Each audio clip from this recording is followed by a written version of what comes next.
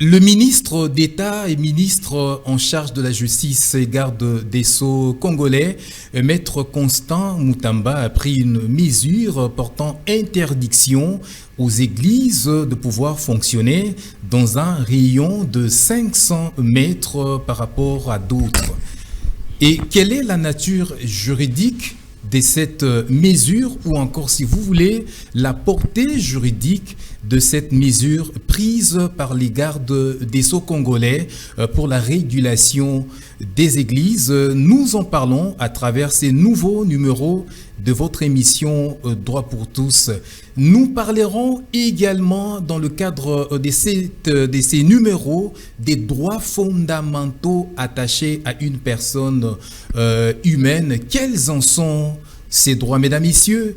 Bonjour et bienvenue. Et sur ce plateau, un invité pour vous qui est pour lui sa toute première fois de répondre à l'invitation des droits pour tous. Il s'agit évidemment de Maître Alex Gédéon Matondo, à qui nous disons bonjour. Bonjour Maître. Bonjour Monsieur Nico, comment vous allez? Nous allons très bien, et vous-même, on sent que ça va. Oui, ça va très bien, merci. Alors, nous avons l'habitude de vous accueillir dans le cadre de nos émissions ici à Vert Pâturage en tant que pasteur, et là c'est dans le cadre des paramètres, mais aujourd'hui vous nous faites honneur d'être là et de prendre part à cette émission en qualité de votre casquette d'avocat, et donc nous vous disons merci et bienvenue. Et d'entrée des jeux, Maître Alex Gédéon, la mesure, comme je l'ai dit à l'entame de cette émission, une mesure prise par le ministre d'État à la Justice, justement pour réguler les secteurs des églises, les secteurs religieux, si vous voulez. Alors, comment quelle lecture, allais-je dire, faites-vous de cette mesure prise par le ministre de la Justice? Merci pour la parole, Maître Nico, parce que vous êtes aussi. Ouais, moi. Je salue cette initiative du ministre, M. Constant Mutamba. C'est une bonne initiative. Pour moi, la lecture, elle est positive. Je crois que il est temps pour nous de réguler ces secteurs, parce que la loi, lorsque elle est là, c'est pour faire de sorte que le désordre ne soit plus et que l'ordre puisse régner. Donc je les salue positivement, à bras ouverts, et je les soutiens dans cette démarche. Est-ce que ce n'est pas vite aller en besogne? Est-ce que c'est le moment propice pour une telle décision dans nos églises? Tantôt, je l'ai dit, vous n'êtes pas seulement avocat, mais vous êtes également homme de Dieu, et vous évoluez dans ces secteurs-là. Le moment est bon? Bon, je ne sais pas dire que le moment est bon ou mauvais, mais je crois que comme il a pris cette décision, le moment est bon, parce que chacun de nous, lorsqu'on lui donne une parcelle d'autorité, il doit exercer cette autorité. Il doit exercer, effectivement, il doit exercer cette autorité, mais aussi, il doit savoir là où il commence. Pour lui, il commence d'abord à mettre l'ordre dans ces secteurs-là. Et c'est pas parce que je suis homme de Dieu, c'est pas parce que je suis pasteur que je ne dois pas accepter l'ordre. Et la Bible et la justice, la loi plutôt. Le code que je tiens et me demande de s'incliner à l'ordre. Et puis le code et la Bible me demandent à pratiquer de l'ordre. Alors, Maître Alex, vous êtes avocat, vous êtes praticien du droit, vous connaissez certainement la loi. Est-ce qu'il y a un soubassement juridique sur lequel peut reposer cette mesure prise par le ministre? Je crois que le ministre Constant Mutamba, c'est un outillé, c'est quelqu'un qui est dans la justice il y a longtemps, parce que selon c'est un avocat des professions. C'est un avocat. Oui. Et il a aussi un cabinet. Je crois que le cabinet AI a étudié toutes les ordonnances, les lois, les décrets. Ils ont trouvé que c'était nécessaire qu'un circulaire soit fait pour ça, parce que le rôle du circulaire, c'est renforcer une ordonnance, c'est renforcer une loi, c'est renforcer un décret. Vous voyez, quand il sort les circulaires, je crois que le soubassement juridique, c'est les circulaires là aussi, c'est un soubassement juridique. Qu'est-ce que nous pouvions encore chercher? Le soubassement juridique est là, mais il y a quand même, parce qu'il y a plusieurs langues qui se lèvent pour commenter. On dit que la circulaire qui a été prise n'est vraiment pas, ne tienne vraiment pas du tout. Comment ça? Ça aussi, c'est la question qu'on devait se poser. Comment ça ne tient pas debout? Parce que les circulaires stipulent, ou la circulaire, si vous voulez, ça stipule que les églises devraient être établies à 500 mètres de distance. Ça ne tient pas debout comment? Parce que je vais entrer dans la pensée du circulaire. Pourquoi? Je pense, à mon humble avis, que le ministre a voulu que ça soit à distance de 500 mètres. C'est pour éviter le fait sonore. Le fait sonore. Il y a des voisins. Et quand des églises s'attachent, sont côte à côte, et les faits sonores là, s'il arrivait, ils ont culte le même jour. Vous voyez, ça dérange les voisins, ça fait un tapage. C'est comme ça que 500 mètres... C'est bon. D'ailleurs, je pense qu'à la langue, le ministre, ça c'est moi, excusez-moi, c'est moi qui pense, je pense que le ministre s'est limité aussi, s'est réservé. Pourquoi? Parce que lorsqu'on regarde l'état social de la RDC, nous ne sommes pas encore dans un grand développement. Nous sommes des pays, parmi les pays sous-développés, si on peut le dire comme ça. Alors, en réalité, il devait y avoir plusieurs éléments en dehors de la distance. Il devait y avoir plusieurs éléments, les conditions où le bâtiment devraient être les bâtiments insonores, où vous êtes à l'intérieur, votre son se limite à l'intérieur, ne dérange pas les personnes. Et comme endroit, c'est ce qui s'est dit.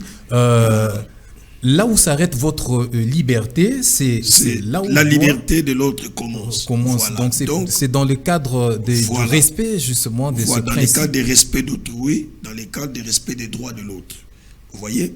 Alors, je crois qu'il y a plusieurs éléments. Lorsqu'on va se développer, les pays vont se développer, et ces éléments-là vont être tenus en compte de manière à ce que les choses évoluent très bien. Ailleurs, les églises sont un peu éloignées de la cité où les gens habitent.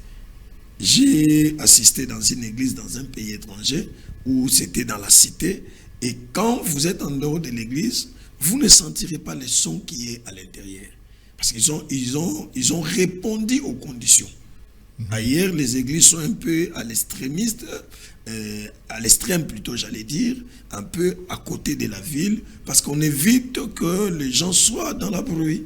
Dans les bruits, pardon, je m'excuse, dans les bruits, parce que c'est leur droit de vivre dans la quiétude, dans la paix, et c'est leur droit de réfléchir, c'est leur droit, c'est leur droit.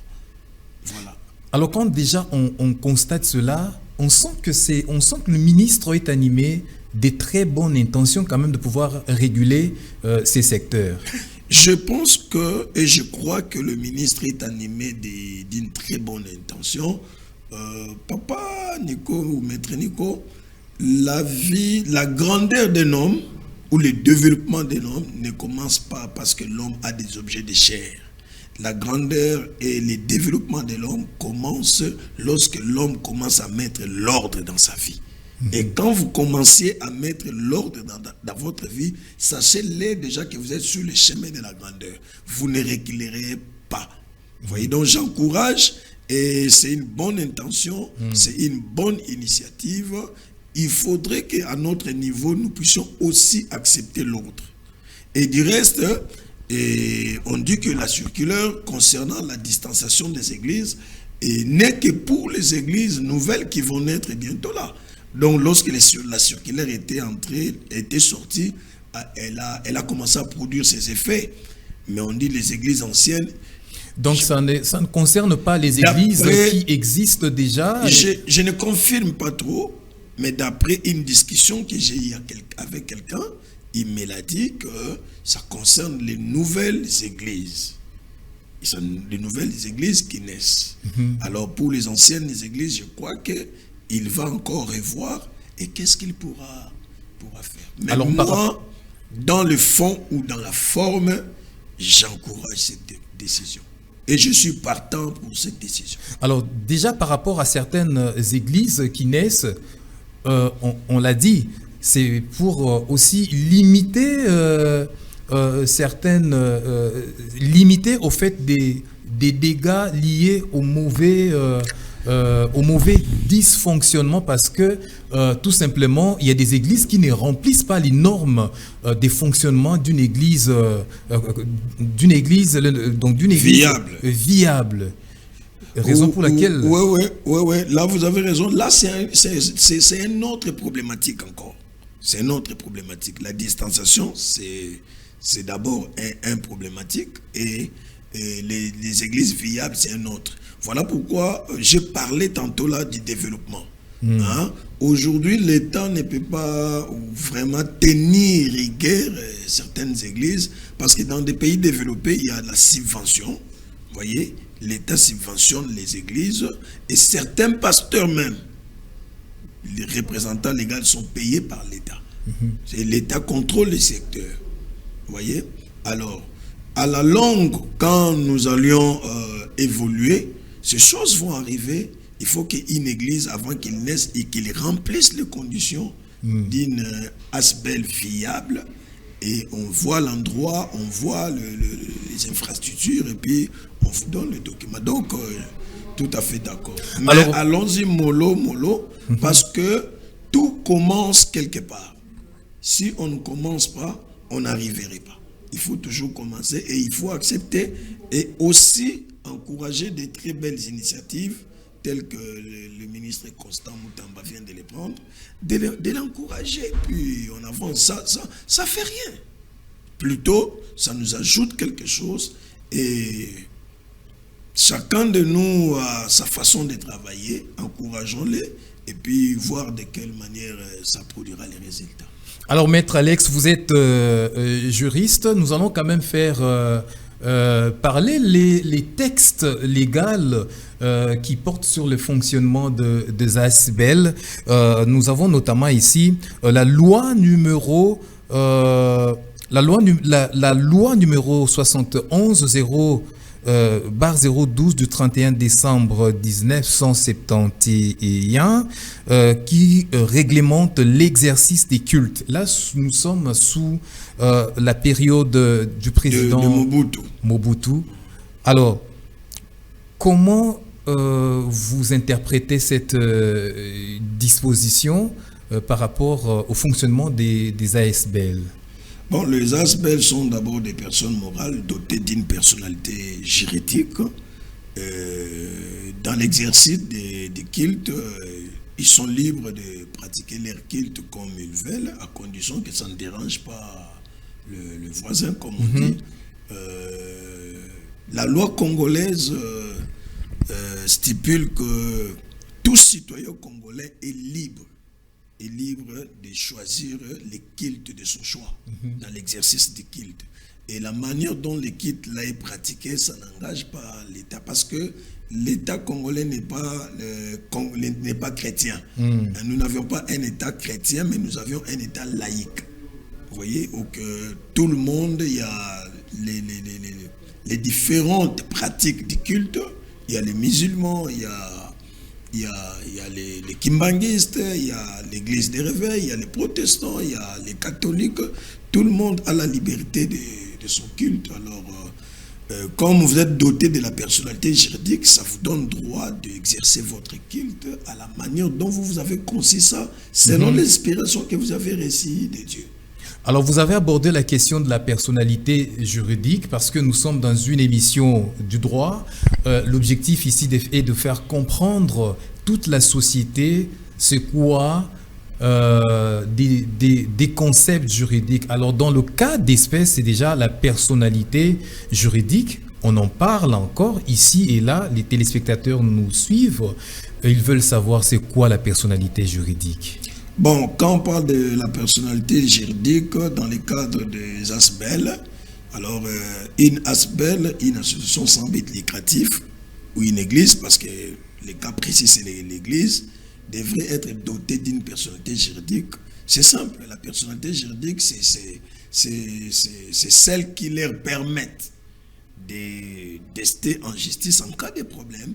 Donc, ils peuvent être représentés par un corps des avocats en justice. Et c'est ça, c'est ce qu'on appelle la personnalité. Donc, ça vous donne des droits juridique. Ça vous donne des droits et des obligations. De poser en tant des que actes sujet des droits. Comme sujet des droits, ça vous donne des droits et obligations pour poser vos actes sur le plan judiciaire. Donc, voilà, c'est ce qu'on appelle personnalité juridique. Alors, on va revenir sur ça, Maître Alex. J'étais en train de parler des différents textes. Là, ça, c'était sous la période du président, de l'ancien président feu maréchal Mobutu.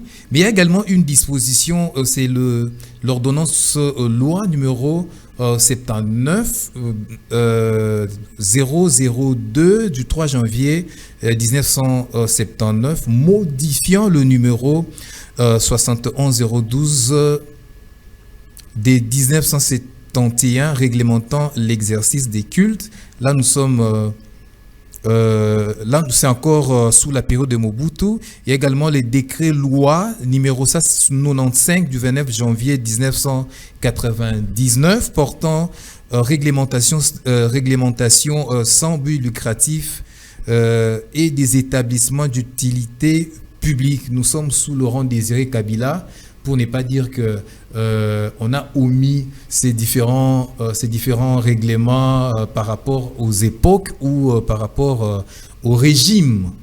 Et encore, ici, nous sommes également sous la loi numéro 04 barre 2001 du 20 juillet 2001 portant dispositions générales applicables aux associations sans but lucratif, aux établissements d'utilité publique. Nous sommes sous la période de Joseph Kabila. Donc, c'est pour dire que ici, Maître Alex, dans tous les régimes, il doit y avoir un texte qui réglemente le fonctionnement des ASBEL. Pas nécessairement. Mais quand on prend, on voyait que, quand vous avez dit, il y a des similitudes.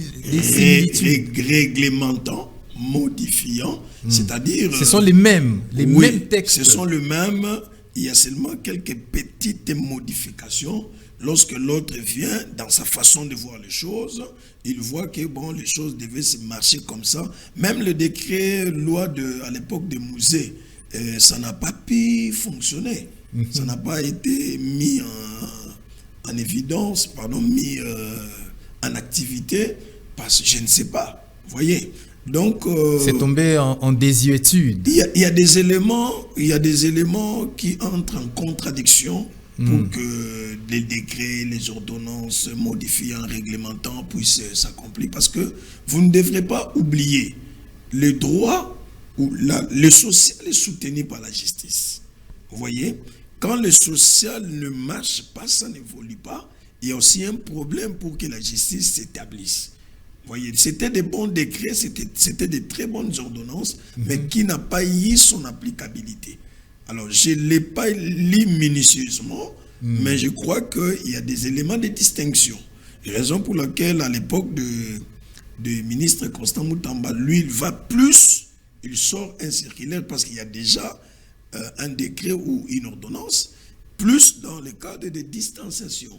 Vous voyez, donc ce n'est pas toujours nécessaire qu'à chaque régime, un décret devait sortir organisant les ASBEL. Parce que si le décret est là ou l'ordonnance est déjà là et ça fonctionne bien, ça marche bien, à quoi servirait de faire sortir? Alors si on fait sortir encore, c'est qu'il y a encore des éléments à ajouter et des éléments à recadrer.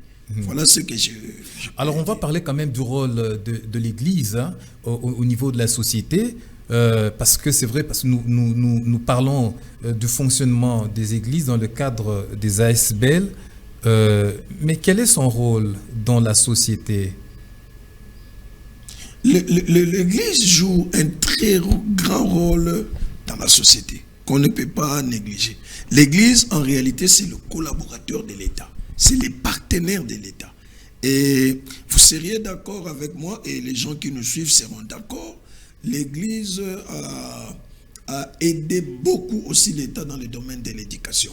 Il y a des gens qui étaient venus d'échequer, les gens qui étaient des Koulouna, les gens qui ont été dans le banditisme extrême, des voyous qui n'ont pas pu étudier, mais les églises, avec son message, ils ont été recadrés.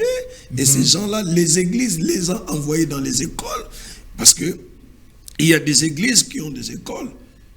Les églises ont fait étudier ces gens-là. Ça joue un très grand rôle dans la société que l'État ne peut pas négliger. C'est comme ça que j'ai parlé au début. L'État devrait en principe être partenaire des églises. Travailler en collaboration avec les églises, parce que les églises l'aident aussi à soulever l'éducation au sein de sa société. Donc ce n'est pas quelque chose à négliger. Et nous acceptons, pourquoi? Parce que nous sommes dans un débit. Nous sommes dans un débit, ça il faut tolérer. Nous sommes dans un débit et puis le pays n'est pas encore trop développé. Lorsqu'il y aura développement, l'État devrait commencer à subventionner l'Église. Et l'État devrait commencer à contrôler les recettes des églises, même à l'époque des musées. Dans les décrets que vous parlez là, Mouzé avait mis ça dans son décret, que les recettes des églises devaient être contrôlées. Je connais une histoire qui date, je crois, plus de 2 ans.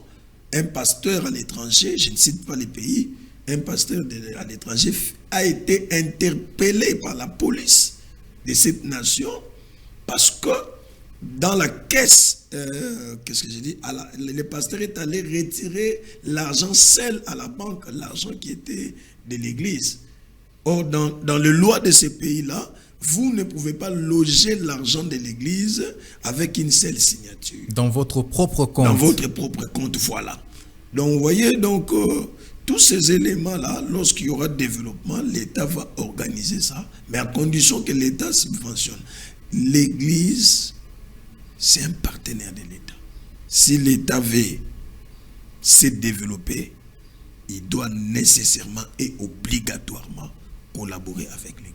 Voilà, si une nation veut se développer, cette nation doit collaborer, l'État doit collaborer avec les églises. Fidèles téléspectateurs de Droit pour tous, nous continuons notre émission et aujourd'hui nous avons le privilège d'avoir sur ce plateau Maître Alex Gédéon Matondo. Alors, Maître Alex, parlons des droits fondamentaux du citoyen.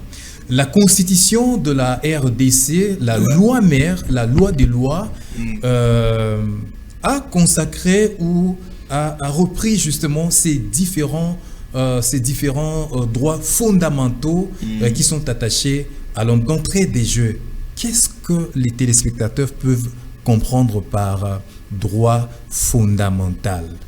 En fait, les droits fondamentaux, c'est un droit, comme vous l'avez déjà dit vous-même, attaché aux citoyens. C'est propre à lui, ce sont ces droits qu'ils peuvent réclamer, qu'ils peuvent revendiquer, qu'ils peuvent vivre avec, qu'ils peuvent exposer aussi. Voilà. Les droits que nous exerçons au quotidien. Il doit l'exercer au quotidien.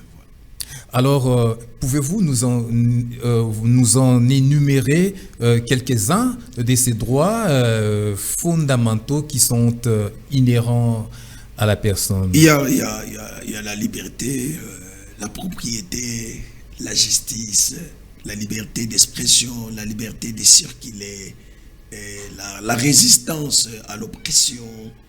Et ce sont des droits fondamentaux que la personne devait vivre avec, l'exercer, les pratiquer tous les jours. Au cas où ces droits ne sont pas respectés, la personne peut aller rester en justice et obtenir gain de cause.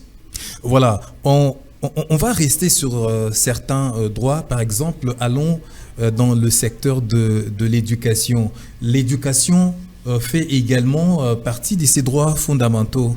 Bien sûr, tout à fait. L'éducation fait partie des droits fondamentaux. C'est une obligation pour l'État de mettre des structures éducationnelles afin que son peuple ait une bonne éducation. S'il n'y en a pas, les peuples peuvent réclamer ça auprès de l'État.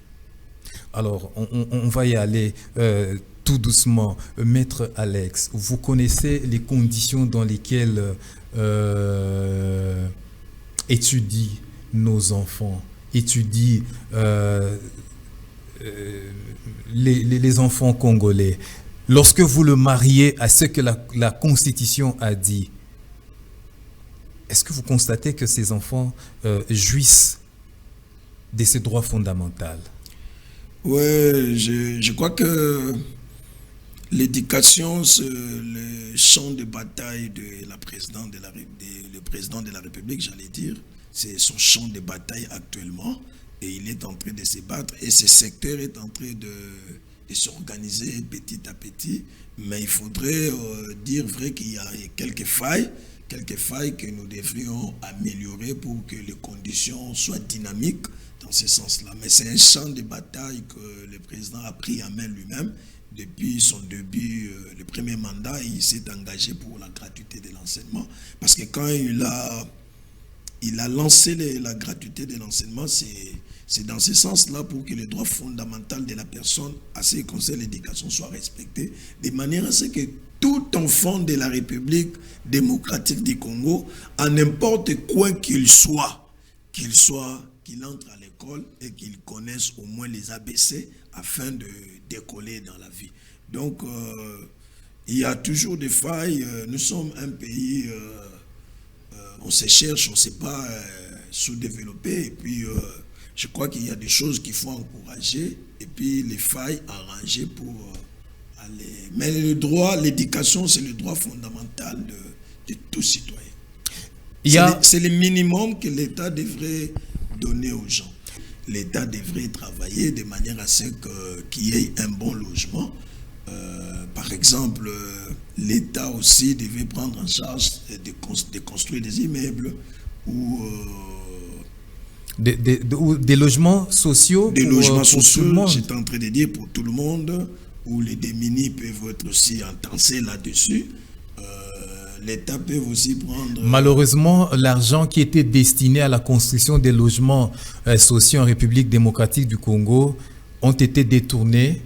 On a assisté à un procès ici, au procès de 100 jours. C'était justement des fonds qui étaient destinés à la construction des logements sociaux dans notre pays. C'est là où le bas blesse.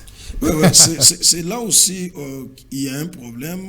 Parmi les droits fondamentaux, hein, il y a un problème. Il y a un sérieux problème. Je crois que, d'une manière générale, les autorités africaines faillissent aussi là-dessus. Parce que quand ils arrivent au pouvoir, la plupart d'entre elles courent pour le développement au terme matériel, en termes de construction des infrastructures. Ils oublient le développement en termes d'hommes. On a parlé de l'éducation. Vous voyez, vous avez parlé. Donc, si l'autorité africaine investit sur l'homme noir que nous sommes, je pense que nous ayons des valeurs. Je pense qu'il n'y aura pas d'effet pareil. Parce que moi, excusez-moi, c'est ma façon de voir les choses. Je ramène tout à l'éducation. Même le fait de détourner, le fait de voler. À l'éducation liée à la personne. Le fait de se battre, c'est tout à l'éducation qu'on a réussi à la famille. Parce que la famille, c'est aussi une structure accompagnatrice de l'État. Vous voyez? Et si l'État est fort, les familles seront fortes. Les familles sont brisées parce que l'État a manifesté quelques défaillances. Voyez, les familles seront fortes lorsque l'État sera fort. Donc, pour moi, voler l'argent qui ne t'appartient pas, c'est aussi question d'éducation. C'est question d'éducation de base, réussie au sein de la famille et à l'école.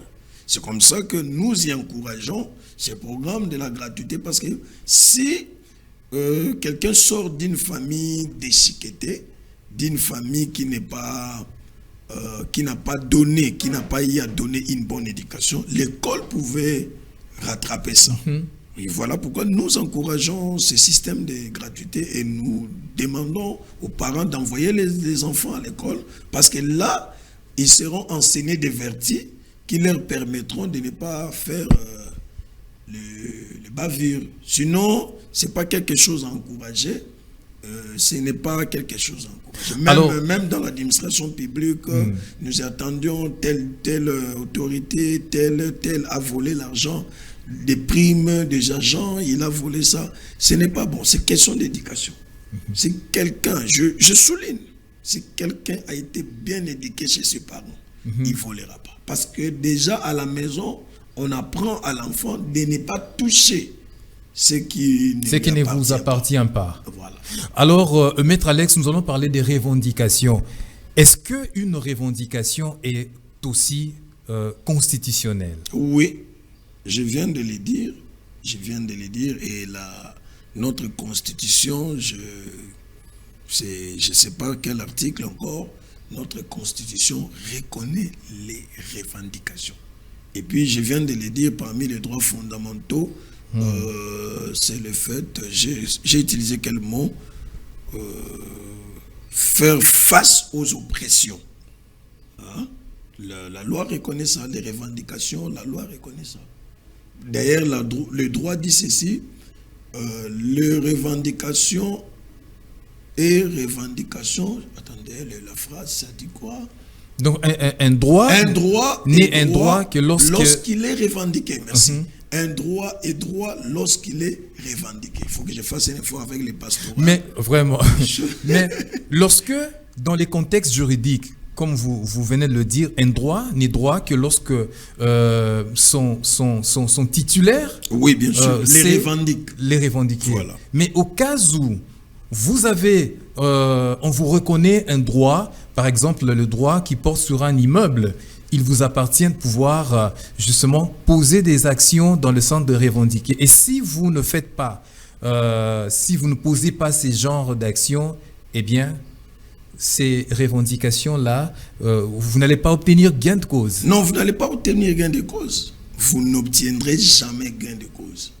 Parce que vous n'avez pas revendiqué votre propre droit. Les droits, on les revendique. C'est quoi les droits? J'ai un téléphone. C'est pour moi. J'ai les droits. Vous avez un droit sur votre téléphone. De jouir avec ça, de les disposer comme je voudrais. Ouais. Et si vous les prenez par force, sans me les demander, que je vous laisse, c'est ma turpitude. Vous voyez? Et je ne réclame pas. Il n'y aura pas un ministère public derrière toi pour te reprocher. Non. Non. Mais si je les réclame, j'écris tout haut. Les gens tout autour de nous viendront. Et là, si les gens ne viennent pas, c'est la justice qui sera là. Et là, d'ailleurs, par rapport à la turpitude, il y a un principe de droit qui dit Nemo auditur turpitudinem suam allegans. Voilà. Donc, on perd son droit par sa propre faute, par sa propre ignorance. Vous voyez? Donc, le droit, on les revendique. Mais est-ce que les Congolais a la culture de revendiquer? Parce que nous avons dit, il y a des problèmes dans tous les secteurs de la vie. Nous parlons des droits fondamentaux qui sont attachés à nous les Congolais. Mais est-ce que nous réclamons? Regardons les différents secteurs de la vie. Nous n'avons pas le droit à l'électricité. C'est un droit fondamental. Les droits à l'eau et beaucoup d'autres choses. Nous avons également cité les droits à l'éducation et au logement. Est-ce que le Congolais revendique? Je dirais directement, sans beaucoup réfléchir, non. Les Congolais n'ont pas cette culture de revendiquer. Ils n'ont pas cette culture, ils n'ont pas été éduqués de la sorte. Ce n'est pas parce que les Congolais ne veulent pas revendiquer. Les Congolais vivent sous une menace. Nous sommes dans des différents domaines. Il faut qu'on se dise la vérité. Il y a plusieurs choses qui ont changé, qui a étouffé la nature revendicationnelle des Congolais. Le Congolais lui-même, il croit, s'il revendique, il est ridicule.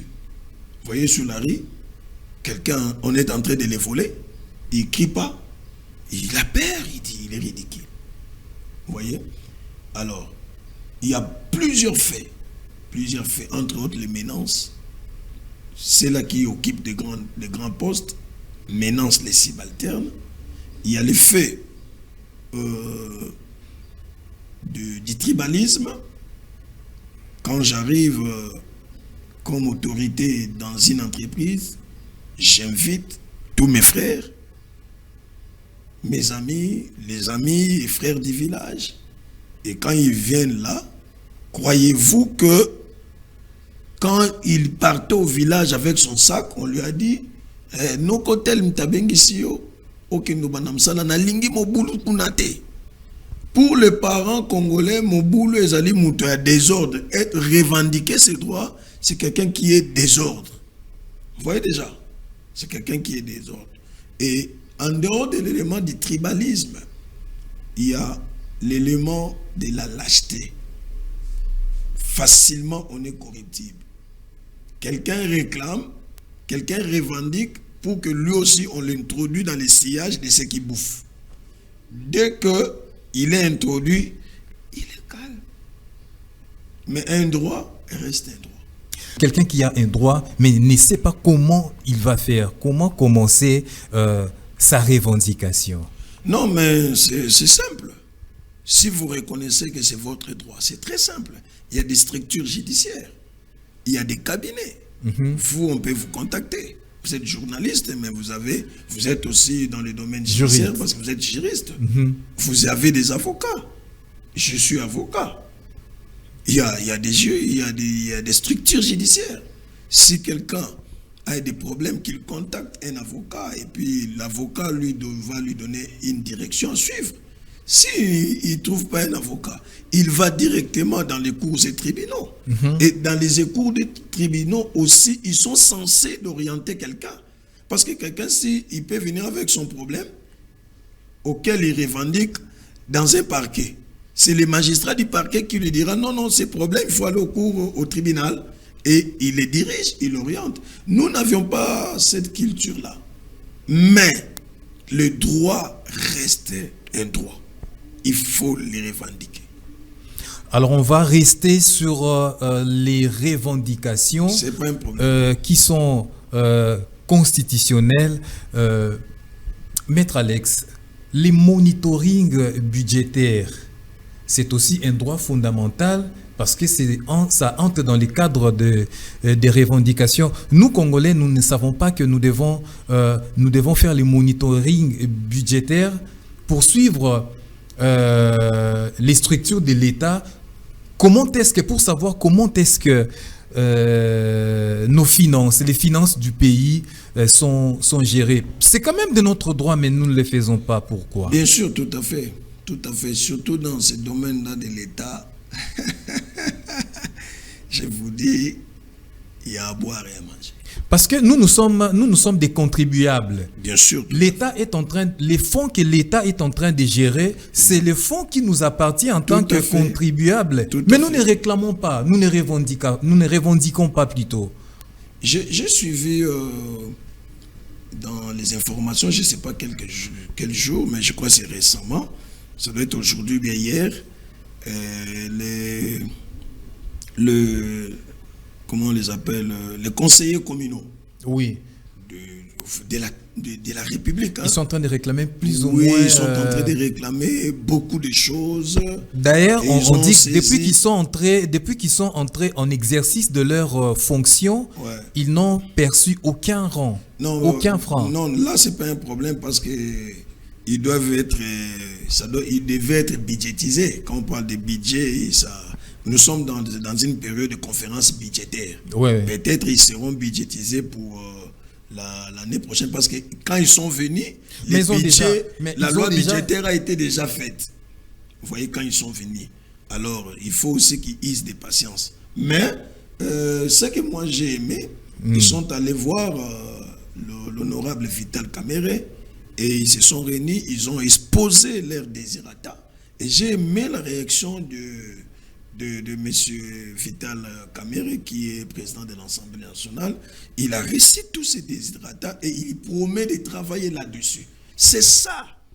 Quand ça ne marche pas, nous faites un lobbying et nous allons voir l'autorité et nous lui exposons nos problèmes. Mais malheureusement au Congo, surtout dans les structures de l'État, coup de chapeau à l'honorable Vital Kamerhe, coup de chapeau. La plupart des structures de l'État, même si vous faites lobbying, on vous dirige par menace. Je dis des choses que je maîtrise. Je ne dis pas des choses que ramasser. On vous menace. Donc on ne veut pas que vous parlez de telle chose, de telle chose, de telle chose. Or c'est un droit lié à la personne. Par exemple, vous bouffez à quelqu'un son salaire. Et vous le savez comme moi, on est juriste, les salaires ont un caractère alimentaire. Alimentaire, parce qu'avec les salaires... Et si vous bouffez à quelqu'un son salaire, c'est-à-dire vous avez tué sa femme et ses enfants. Vous leur privez de la vie. Oui. Quand nous parlons de l'infraction pénale de coups et blessures, les coups et blessures n'est pas forcément que vous vous blessez, non. Les lésions, le fait que votre mental a été choqué. C'est ça, c'est une forme de tuer, c'est une forme d'homicide, c'est une forme de meurtre. De bouffer les salaires, le prime de quelqu'un. Vous voyez? Et quand les gens essayent de revendiquer, Azamuta désordre, on l'attribue une étiquette et puis on dit Azabongo, des choses pareilles. Et les gens de la famille viennent aussi, voilà ce qui fait défaut dans le contexte actuel de notre pays, les revendications. Mais les revendications, il ne faut pas que vous les fassiez dans les désordres aussi. Il faut que vous les fassiez dans les normes. Ça peut déborder si aussi celui qui devait vous écouter ne vient pas vous écouter. Alors les revendications dans les cadres des manifestations publiques, par exemple, comment elles doivent se faire? Bon, par une autorisation du gouverneur de la ville, il vous autorise et puis vous marchez, tout en étant accompagné des services de sécurité qui vous sécurisent pour qu'ils ne puissent pas avoir débordement. Parce que la foule, on ne le contrôle pas. Ils vont dire, bon, nous marchons pour tel sujet, par exemple, augmentation de pain. Nous n'avions pas cette culture-là. Comme vous avez parlé, il n'y a pas l'eau. Chez moi, par exemple, j'ai fait 3 jours. L'électricité, c'est difficile. Il faudrait chercher quelqu'un qui cherche un fil là, qu'il mette, on a mis sa terre. C'est comme ça qu'on a eu de l'électricité hier. Vous voyez. Alors, par exemple, nous voulons revendiquer un droit auprès de la SNEL. Il faut que nous soyons encadrés. Parce qu'il peut y avoir débordement. On était parti pour la SNEL. Là, ça devient autre chose. Alors, Maître Alex, est-ce que, parce que nous sommes dans le cadre des droits fondamentaux, alors on a parlé de la Constitution, est-ce qu'il y a également des textes internationaux qui reconnaissent ces différents droits fondamentaux plutôt? Oui, bien sûr, il y a les droits de l'homme. Le droit de l'homme reconnaît... la Déclaration universelle des droits de l'homme. La Déclaration universelle des droits de l'homme, merci de m'avoir complété. Il y a des droits fondamentaux à l'intérieur quand vous les lisez. Et il y a des droits reconnus. Les droits de ne pas taper l'enfant, les droits de respecter son voisin. Il y a plusieurs. Rapidement, on va parler de cette circulaire des magistrats. Rapidement, Maître Alex, connaît-il? En fait, une fois de plus encore, j'encourage les ministres Moutamba. Papa Nico, dans tout ce que nous avions dit ici, si nous n'avions pas de bons magistrats, si nous n'avions pas de bons juges, si nous n'avions pas un bon service judiciaire, rien ne va se faire. Rien ne va se faire. Parce qu'on dit que seule la justice élève une nation. Comme vous l'avez dit, moi je l'ai dit autrement. Au fait, le social est soutenu par la justice. S'il y a une très bonne justice, les gens seront errés dans la ville. Donc, en conclusion, je soutiens M. Moutamba dans sa démarche. Et moi d'ailleurs, s'il m'avait été donné le privilège de les conseiller, je lui demanderais de serrer, j'insiste, et je pèse bien mes mots, et je suis l'auteur de ça, de serrer les juges, les personnels magistrats, la justice, et en dernier lieu les avocats. Parce que si tu veux connaître les juges corrompus et les magistrats corrompus, allez voir les avocats. Comme on est le soir, va dans des bars sous l'arbre, vous verrez les avocats venir avec l'argent, corrompre les magistrats, les juges. Donc s'il me faut conseiller M. Moutamba, je lui dirai toutes les décisions prises, la distanciation, etc., c'est bon, mais serre et sois vigilant vers des personnes magistrats, c'est-à-dire des juges, des magistrats et les avocats. Il faut qu'ils sanctionnent ces gens-là en cas de faute. Il faut que nous attendions des sanctions des magistrats, des sanctions des juges. Et je vous dis vrai, s'il est toujours là, dans 2 ans, vous verrez l'appareil judiciaire renaître. Ce sont des personnes qui sont en train de détruire la justice et les magistrats, surtout les magistrats. Dans les au tribunal, il y a des manœuvres, mais c'est un peu relax. Parce que là, l'avocat peut s'exprimer, il peut, s'il n'est pas d'accord. Mais au niveau du parquet... Voilà. Au niveau du parquet, les magistrats se comportent comme si son office judiciaire était son royaume. D'ailleurs, le ministre avait interdit aux magistrats du parquet d'envoyer ces derniers temps des détenus à la prison. Oui, de les mapper. À moins qu'il y ait des cas... Aujourd'hui, il y a un peu de réserve, de retenue auprès des magistrats concernant les maps. C'est très difficile que vous venez directement, on vous mappe. Là encore, nous saluons la décision de M. le ministre, mais il doit vraiment... Il a été avocat d'ailleurs, il connaît. Il continue à exercer en tant qu'avocat. Bien sûr. Donc, il doit serrer les juges et les magistrats. Ce sont eux, je ne mâche pas les mots, ce sont eux qui sont à la base de la destruction de ce pays.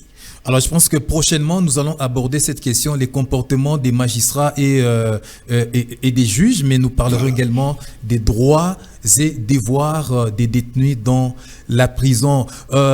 Maître Alex Gédéon Matondo, nous sommes à la fin de notre échange d'aujourd'hui. Nous avons parlé de cette interdiction du ministre aux églises de fonctionner dans un rayon de 500 mètres par rapport à d'autres. Nous avons également parlé des droits fondamentaux inhérents aux citoyens. En 30 secondes pour clôturer, peut-être dire un mot à ceux-là qui vous regardent. Ok, merci chers téléspectateurs de nous avoir suivis avec trop d'attention. Nous voulons vous rappeler ici, un droit reste un droit. Alors, s'il faut le revendiquer, faites-le et selon les normes, parce que c'est votre droit. Et si vous y avez des problèmes de justice, adressez-vous aux personnes compétentes pour vous aider afin d'obtenir gain de cause. Voilà. Merci Maître Alex. Le plaisir sera pour nous de vous revoir, de vous avoir prochainement dans pour un autre numéro. Merci. Chers téléspectateurs de Droit pour tous, nous voici arrivés à la fin de notre échange aujourd'hui. Nous avons reçu pour vous Maître Alex Gédéon Matondo et nous avons décortiqué les droits fondamentaux qui sont reconnus aux citoyens, mais nous avions également parlé de cette mesure prise par le ministre d'État et ministre de la Justice et garde des Sceaux, Maître Constant Moutamba, qui vient de mettre de l'ordre, qui vient réguler le secteur des ASBL. En tout cas, merci de nous avoir suivis. On se retrouve prochainement pour un autre numéro de Droit pour tous. Portez-vous bien.